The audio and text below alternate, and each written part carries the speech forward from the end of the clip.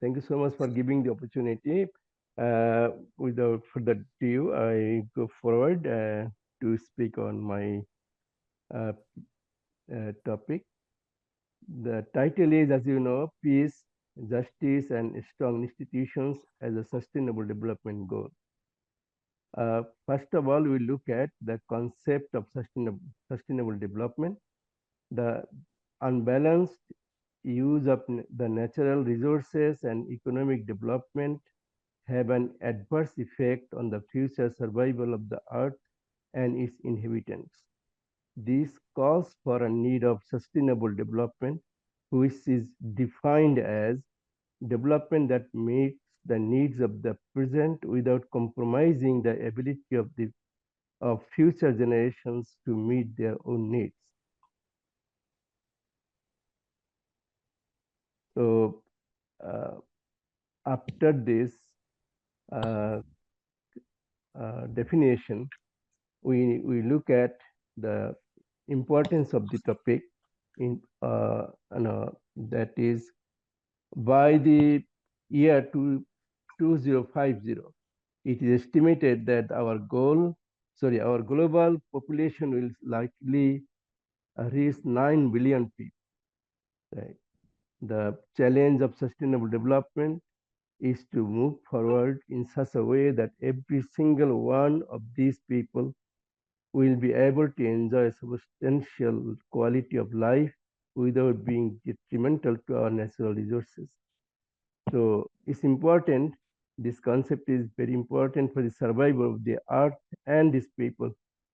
Uh, so there is no, for the need of emphasizing its importance. Now we look at how the United Nations taken its drive towards this goal. Given the importance of sustainable development in 2015, United Nations adopted a highly ambitious agenda to transfer the world by 2030, aimed at protecting the earth and people. As part of the agenda, they set 17 goals to achieve by the agreed timeline, which is 2030, such as ending poverty and hunger, ensuring healthy lives and quality education, sustainable consumption, and, and so on. So there are a good number of what is called the goals. Because of time constraint, I'm not referring all them. Just few of them have mentioned here. Now, uh, one of the sustainable development goals is, and that is the goal number 16, is to promote peaceful and inclusive societies for sustainable development, to provide access to justice for all, and to build effective, accountable, and inclusive institutions at all levels. This is the uh, subject of discussion today. This is goal number 16, and this is the most important goal among all because it is highly relevant for the achievement of all other uh, goals, since peace, fair justice, and good governance are conditions in which social, economic, and environmental development can flourish. So without this goal being achieved, right, other goals really will not uh, will not be what is called uh, meaningful. That's why this is important, and that's why I have picked up this topic to talk about. And our conference is based, on this theme. So let's look at the targets of the goal 16. United Nations set up certain targets, right? Number one, to significantly reduce all forms of violence and related death rates everywhere.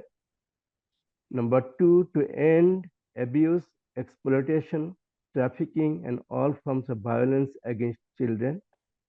Number 3, to promote the rule of law and ensure equal access to justice for all.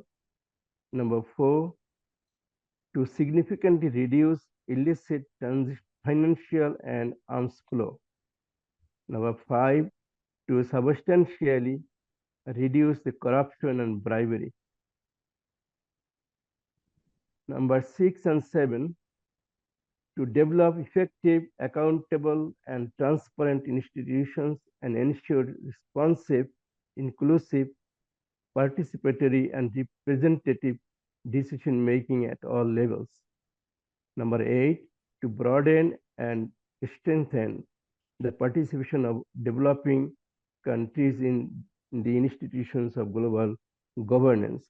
Number 9, by 2030, to provide legal identity to all, including birth registration. Number 10, to ensure public access to transformation and protect fundamental freedoms, which includes to strengthen relevant national institutions and to promote and enforce non-discriminatory laws. So these are the targets of goal number 16. Right now we look at how much we have achieved so far. The United Nations set this target in 2015 to achieve them by 2030. So we are by now we are in the middle, right? Another 7 years to go. So it's important to look at how much we have achieved so far. Right? The report says the homicide kills more people than any other forms of violence, including armed conflict and terrorism combined. And next, number of child trafficking has increased from 28% to 35% over the last decade. Over the last 7 years, very little progress has been made in promoting rule of law and ensuring equal access to justice for all. Right? For example, the number of persons in detention has increased worldwide from 9.9 million to 11.2 million in the last 2 decades. Number 4, assessment. Many of the benefits of globalization, such as easier and faster communication, financial movement, and international travels, created opportunities for international organized criminal groups to flourish, diversify, and expand their activities. Drug trafficking drug trafficking, for example, generated 12.1 million dollar of illicit inward financial flow in Mexico for the period of time 2015 to 2018.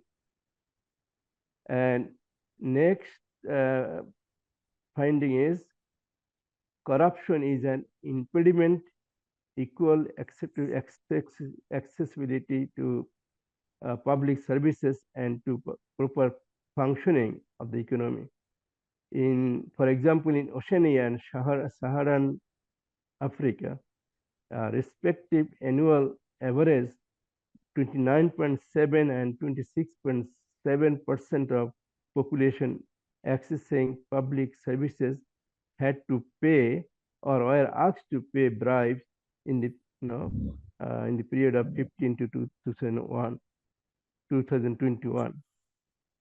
So, next finding, at the International Monetary Fund and World Bank, developing countries continue to have less than 40% of voting rights, falling considerably short of almost 75% that these countries represent in terms of total membership of those organizations. And the last finding In 2022, at least 448 human rights defenders, journalists, and trade unionists were killed in 33 countries worldwide.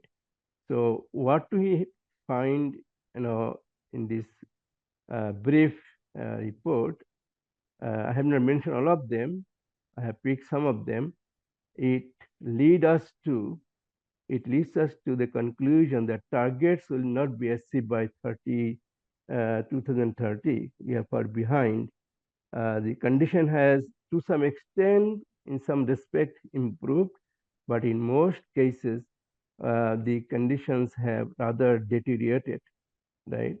So there is no hope of gaining the target by 2030 at all.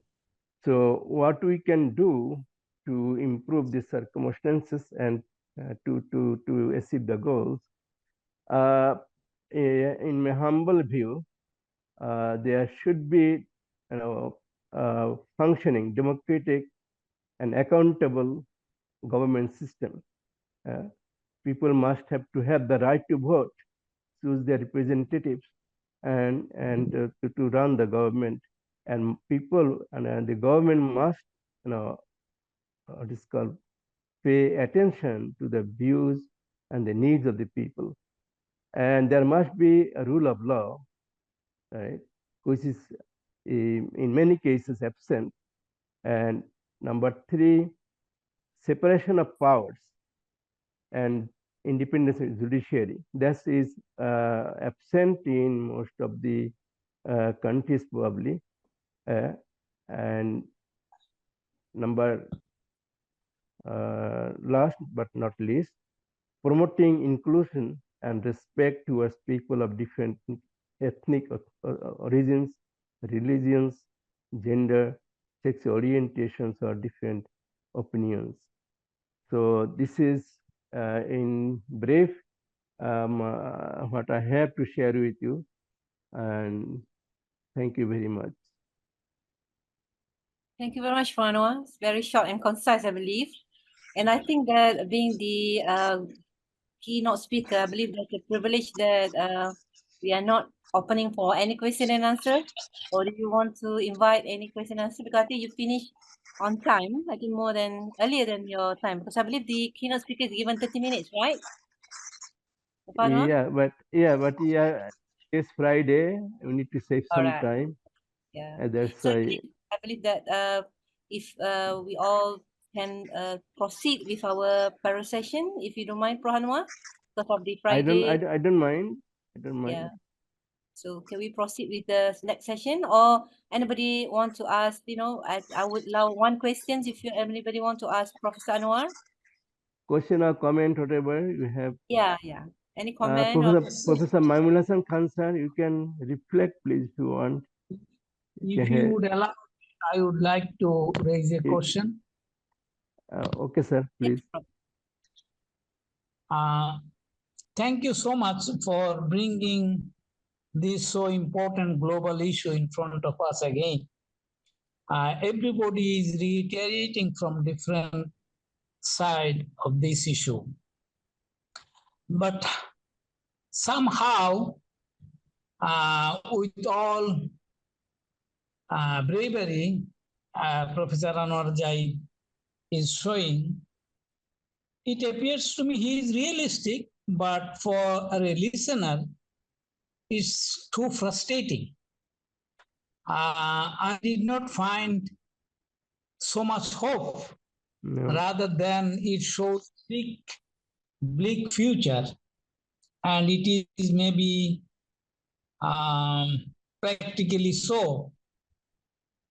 But is it not that human race again and again have proved that at any juncture, somehow, after some disaster, they can again come together to challenge and solve many common international, national, regional, and even global issues. If I can request Professor Anowar Zahid to see uh, to show us in which way we can really see some success of making some bridges between the developed countries and poorer countries, or not between north and south, so that we can really feel a bit hopeful. Thank you so much again for your presentation. Thank you so much, sir. It's very important what is called point to ponder over. Our advanced world, they should come up, in fact, they speak about human rights, rule of law, and a lot of things they talk about. But it comes out at the end of the day, they talk about them for their own interests. They don't talk about the interest of the people, right? So any regime or any state or government who are working with them, they are friendly with them, they are good with them. Whatever happens in the country, it doesn't matter to them. Rather, they should be concerned about the people, life of the people, instead of the condition of the people, right? So if there is a absence of democracy, if there is no rule of law working in any country, this advanced world should come forward. They talk about I will do this, I will do that, we will impose sanctions, but at the end of the day, it turns out they give their certification to the regime. So at the end of the day, people are frustrated. Their goals are not achieved. So whatever good words you say, whatever objectives we put, whatever goals we make, we must not be able to receive and achieve them, reach them. Otherwise, our big powers are not in favor of them. If it is their lip service alone, that will not help. The big powers need to be serious. And if the big powers fail, the last option and ultimate option is, general mass. If the general mass, become active, then change will come, but it will take time, and maybe a lot of price will have to be paid. So I think this should be a concerted effort. People and government and international powers should work together. These gigantic, the goals cannot be achieved by effort of any particular government or state or individuals. Everybody should put their hand together, but I think on the top of them, the mattering factor is the big powers. They should be sincere what they say. They should be, when they say human rights, they should mean human rights. When they say rule of law, they should mean rule of law. But if they only say these things, for materializing their own interests, then these goals will remain goals alone, and this earth is going to be destroyed at some point of time, and people who who think about people. If the earth is not there, if the earth is not there, the planet is not there, people will not be anywhere. So we need to wake up. General mass, I think, we should form public opinion. If the world community can agree upon that we want this, then change can be possible. Otherwise, I hope is really meager, little hope. Thank you. Thank you, Anowar. I think this is very interesting time. I think the right time to talk more about human rights, justice, But I think that we have to proceed with, we have 6 presenters for the session. Yes, I'm very yes, sorry to have please, to yes. keep up with the time. That's why I cut down my presentation. Yeah. Yes, thank you very much, Anowar. Thank you very much for Dr. Majmul, for Ahsan, for your question, for your comment, I believe.